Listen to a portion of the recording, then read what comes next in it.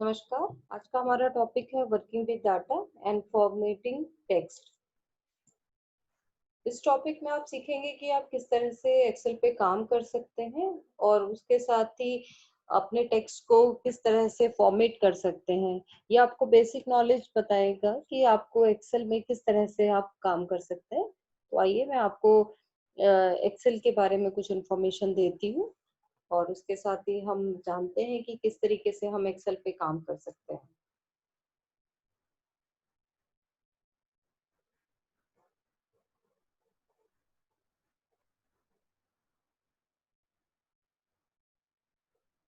ये एक एक्सेल है जो कि आपकी स्क्रीन पे जाकर मिलेगा। आप स्क्रीन पे जाकर के राइट क्लिक करके न्यू पे क्लिक करेंगे तो यहाँ पर आपकी word file, power point and Microsoft publisher documents वगैरह आएंगे और यहाँ पर आपका लिखा होगा माइक्रोसॉफ्ट एक्सेल वर्कशीट। इस पे आप क्लिक कीजिए।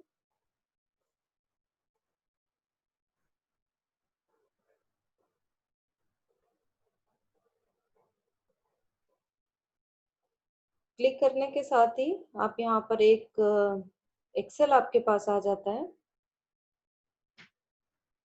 ये एक एक्सेल फॉर्मेट है जिसको हम माइक्रोसॉफ्ट एक्सेल वर्कशीट कहते हैं।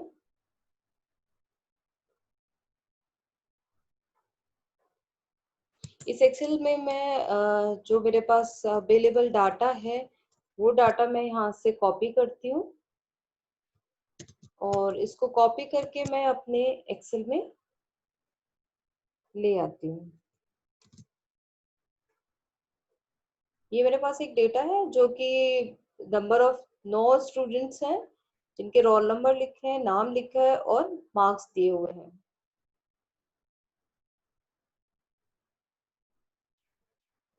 अब हम यहाँ पे क्या करेंगे, अगर मुझे अपने इस नंबर को किसी भी तरीके से इंक्रीजिंग या डिक्रीजिंग, बढ़ते या घटते क्रम में करना होगा तो मैं इसको सेलेक्ट करूंगी। सेलेक्ट करने के बाद ये जो डाटा टूल है, जो डाटा बार है यहाँ पर, उस डाटा बार पे जाऊंगी। डाटा बार को जब मैं क्लिक करती हूँ तो यहाँ पे शॉर्ट दिखाई देता है। यहाँ पर स्मॉलेस्ट टू लार्ज मतलब छोटा नंबर पहले आएगा, उसके बाद बड़ा आएगा।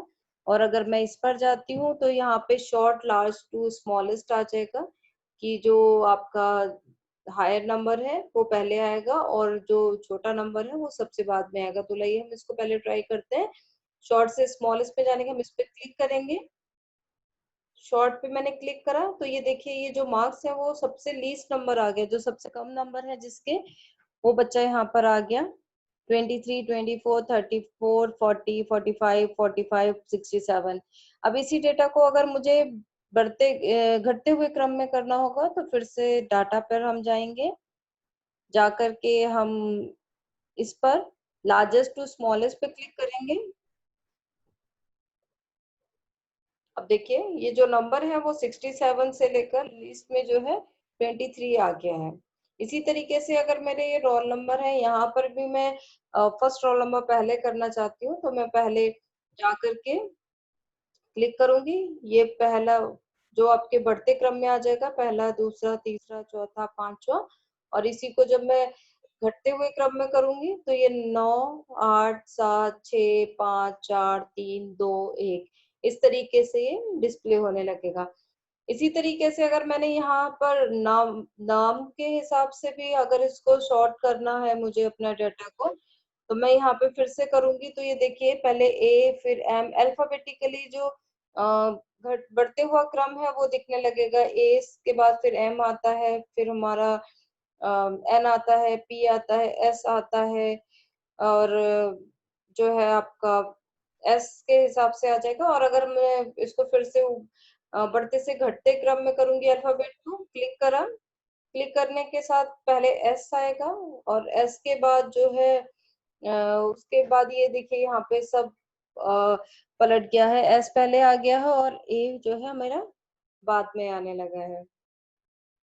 तो हम कह सकते हैं कि ये हमारी सॉर्ट जो है एक तरीके से जो है असेंडिंग ऑर्डर में करेगी और ये हमारी जो है डिसेंडिंग ऑर्डर में करेगी, जो हायर से जो है लोएस्ट में आएगी। और अगर हम दूसरा बटन दबाते हैं तो वो जो है हायर से अपर चली जाएगी। इसके लिए हम सबसे पहले क्या करेंगे कि जो भी हमें चेंज करना है उसको सेलेक्ट कर लेंगे। सेलेक्ट करके डाटा पे जाएंगे, जो हमारा डाटा मेन्यू है। डाटा मेन्यू के बाद जो है हमारा एक छोटा सा ये डायलॉग बॉक्स ओपन हो जाएगा। इस डायलॉग बॉक्स के में हम जो भी हमें लेना होगा वो हम चीज यहाँ पर एक्सेस कर लेंगे, चाहे डिक्रीजिंग ऑर्डर हो चाहे हमारा इंक्रीजिंग ऑर्डर हो।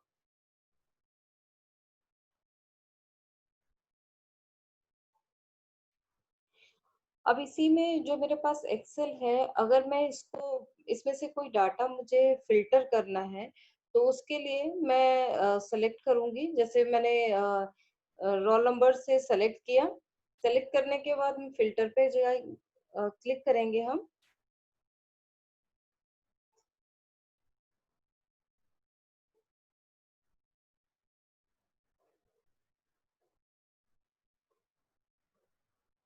यहाँ पर एक एरो बन के आने लगेगा, इसको जैसे ही मैं क्लिक करती हूँ तो आपको दिखेगा कि यहाँ पे कई सारे नंबर्स आ रहे हैं।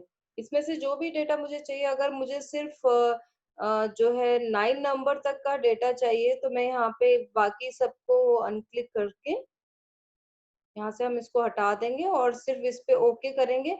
तो जो भी नॉन और रोल नंबर वाले बच्चे हैं सिर्फ उनके नाम आ जाएंगे और उनके मार्क्स आ जाएंगे। अगर उस मुझे ये नहीं चाहिए तो मैं इस फिल्टर को क्लिक करूंगी तो डेटा मेरा सारा वापस आ जाएगा। उसके अलावा अब जैसे मुझे मार्क्स देखना है तो मैं मार्क्स पे क्लिक करूंगी। जो भी चीज मुझे देखनी है उसके उसको ही मैं सेलेक्ट करके फिल्टर पे क्लिक किया। फिल्टर के बाद जो ये एक छोटा सा मार्क्स का डायलॉग बॉक्स बन के आ गया तो मैं इस पे क्लिक किया और मुझे जैसे सिर्फ 34 से 40 के बीच के बच्चों के देखना है किस बच्चे का नंबर है, तो मैं यहाँ पे 34 से 40 पे क्लिक करके से ओके करूंगी। तो जितने भी बच्चे जिनके 34 से 40 के बीच में मार्क्स हैं वो बच्चों के नाम यहाँ पे अपेयर हो जाएंगे, ये मुझे यहाँ पे दिखने लगे हैं। और इसी तरीके से मैं अपना जो भी डेटा है एक्सेल पे हम उसको जो है फिल्टर कर सकते हैं। इसी यहाँ पर वही चीज अगर मुझे नाम के साथ लेना है तो सेम मैं वही दोबारा से इसको सेलेक्ट करूंगी पूरा। और सेलेक्ट करने के बाद फिल्टर पे गए।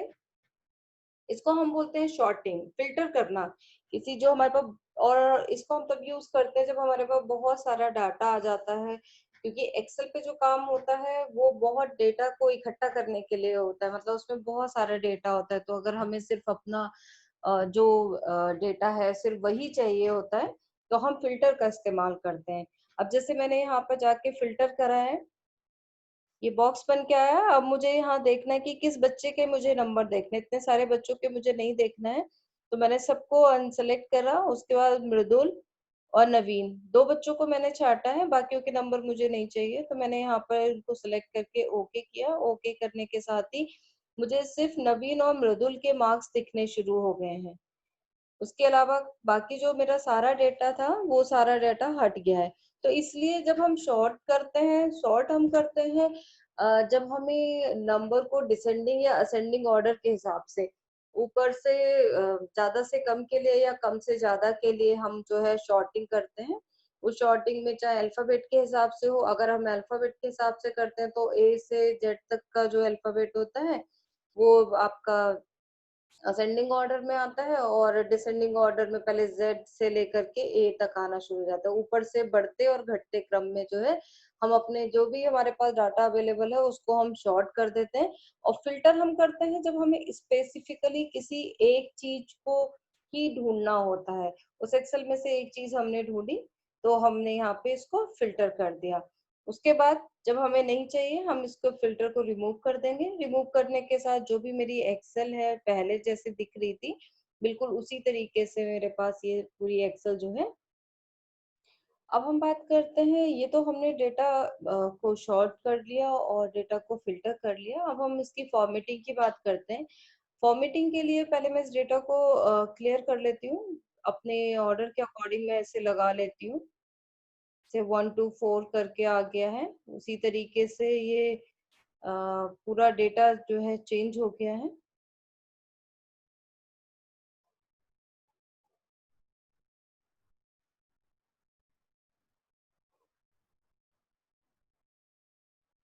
अब मैंने इसको सेलेक्ट किया, सेलेक्ट करके राइट क्लिक करूंगी तो यहाँ मेरे ड्रॉप इस बॉक्स में फॉर्मेट सेल्स का ऑप्शन आ जाएगा। इसको क्लिक करेंगे तो यहाँ पे कई सारी कैटेगरी हैं, जनरल है, नंबर है, करेंसी है, अकाउंटिंग है, डेट है, टाइम है, परसेंटेज है, फ्रैक्शंस हैं, साइंटिफिक, टेक्स्ट, स्पेशल, कस्टमाइज, कई सारे नाम आपको दिखेंगे। अगर मैंने इसके नंबर पे क्लिक करा तो ये नंबर किस तरीके से लिख करके आने हैं वो आ जाएंगे।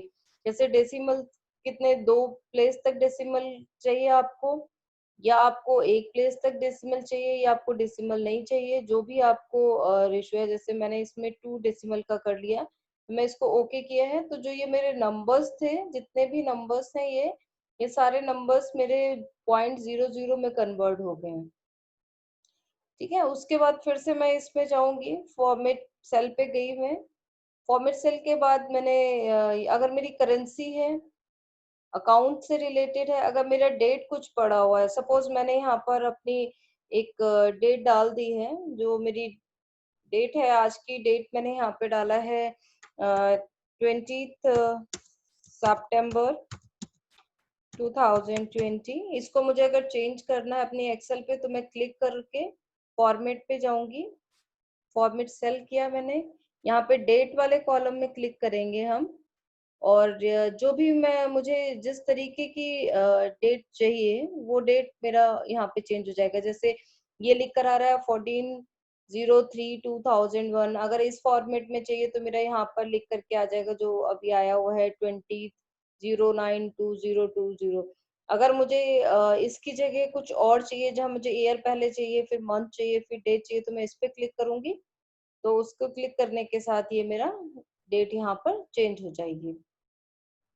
ठीक है, और फिर से अगर हम इसी को चेंज करना चाहें तो ड्रॉ बॉक्स में जाएंगे, फॉर्मेट सेल पे गई मैं, नंबर्स पे गई, यहाँ जो डेसिमल का रेशियो है वो 0 किया और ये नंबर मेरे फिर से एज इट इज वापस आ गए। उसी के साथ फिल्टर पे जा करके हम जो है अलाइनमेंट्स को देख सकते हैं, जो हमारे अलाइनमेंट्स हैं दोनों के बीच कितनी जगह बची हुई है, फॉन्ट साइज क्या है। अगर मेरा ये फॉन्ट साइज होता है जो ये आप नाम लिखते हैं, नंबर लिखते हैं, उनका फॉन्ट साइज क्या है। अगर मुझे अपना ये फॉन्ट साइज चेंज करना है, मुझे सपोज मैंने यहाँ पे एरियल कर दिया, एरियल और इटैलिक 14 करा, और जब मैं इसको क्लिक करती हूँ, ओके करूंगी, तो ये मेरा सारा टेक्स्ट बदल गया। यहाँ पर ये जो भी मैंने लिखा हुआ था, जो टेक्स्ट मैंने सेलेक्ट किया है, उस टेक्स्ट के अकॉर्डिंग ये इमीडिएटली जो है नया बिल्कुल चेंज हो जाता है। इसमें हम अपने हिसाब से जो है इसको बॉक्स को चेंज कर रहे हैं, जो भी मुझे डिजायर है मैंने उसी के हिसाब से इसको चेंज कर दिया। उसके अलावा अगर मैं फिर से दोबारा यही फॉर्मेटिंग पे जाती हूँ, फॉर्मेटिंग सेल पे गई मैं, मुझे अब बॉर्डर करना है। अगर मुझे बॉर्डर देखना है, सपोज जो मैंने ये बनाया है, अगर मुझे अपने फॉन्ट को और चेंज करना है, सपोज मैं इसको सिर्फ रेगुलर करती हूँ, इस यहाँ से, ये जो आपका है ये फॉन्ट है, इसमें टाइप जो लिखावट है आपके अक्षरों की वो बदल जाएगी।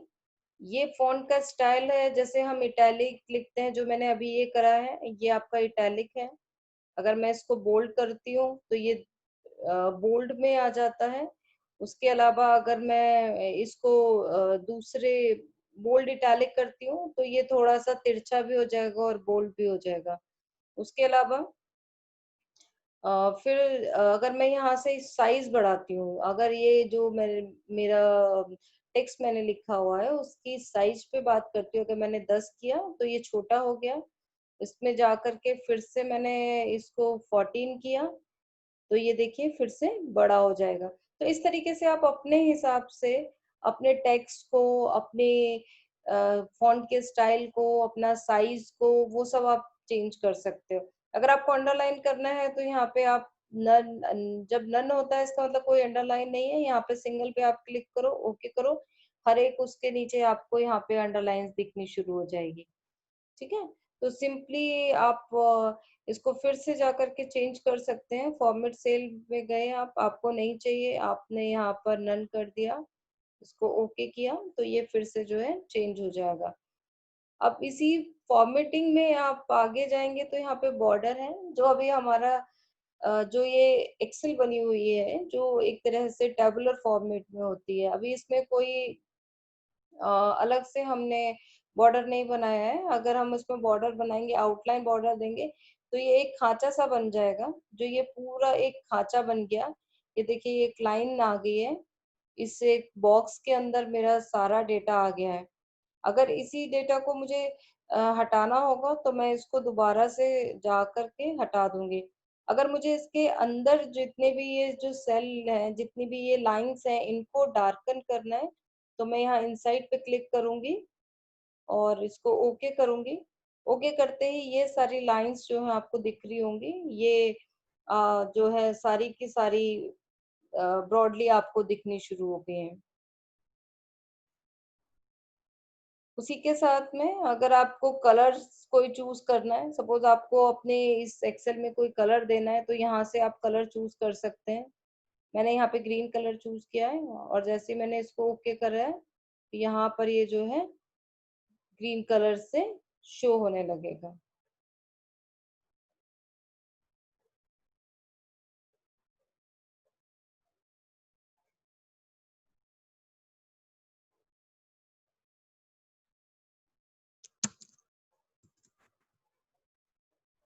ठीक है, ये तो हमारी बॉर्डर हुई, इसको हम बॉर्डर कहते हैं जो हमारे हमने अभी किया है। ये इसमें फॉर्मेटिंग सेल्स में बॉर्डर का पार्ट आता है। उसके बाद फिल आता है। अगर बैकग्राउंड कलर हमारा कोई अभी नहीं है, अगर मुझे कोई कलर करना है तो मैं यहाँ पर इसको क्लिक करके ओके करूंगी तो ये देखिए मेरे पूरे एक्सेल में जहां तक मैंने जो भी जितने भी मैंने ये जो खाने बने हुए हैं इनको सेलेक्ट किया है, इन सब में ये कलर जो है दिखने लगा है। इसी कलर को मैं यहाँ पर जाकर फिर से चेंज कर सकती हूँ। नई कलर मुझे चाहिए तो मैं नो कलर करके यहाँ से इसको चेंज कर दूंगी। उसके अलावा फॉर्मेटिंग में आपका प्रोटेक्शन आता है, आप लॉक करके रखते हैं या हिडन करके रखते हैं, ये आपकी शीट होती है। अगर मुझे यहाँ से कोई डाटा हाइड करना है तो मैं यहाँ पे इस पे राइट क्लिक करूंगी और क्लिक करने के साथ ही जो शीट लिखा है मैं इसे जैसे ही हाइड करूंगी तो ये 2 नंबर जो है यहाँ से छुप जाएगा, वो मुझे दिखाई नहीं देगा। फिर से जब मैं इस पे क्लिक करूंगी और इसको अनहाइड करूंगी, छुपाना नहीं है मुझे, खोलना है, तो मैं इस पे क्लिक करूंगी तो ये दिखने लगेगा। ये देखिए जैसे मैंने ये दोनों ही जो है यहाँ से हाइड करा है,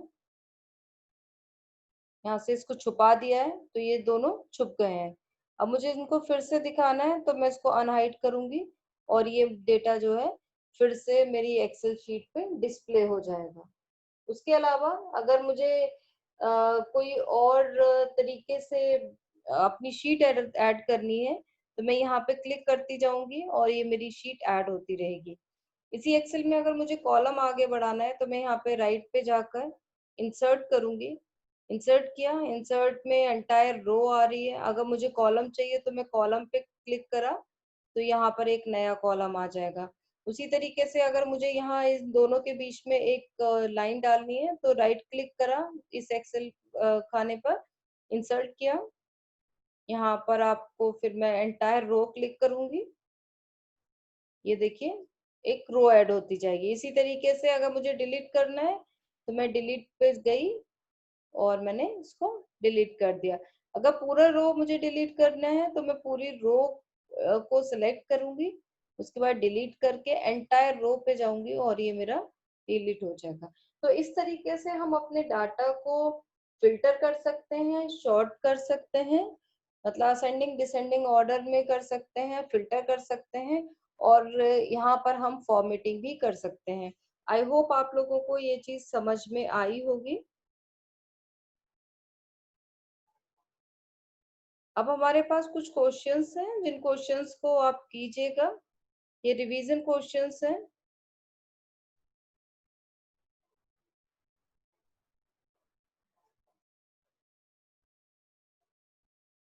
ये रिवीजन क्वेश्चंस जो है वो आपको एक जो है बहुत ही बेहतर तरीके से आपको चीजों को समझने में हेल्प करेंगे।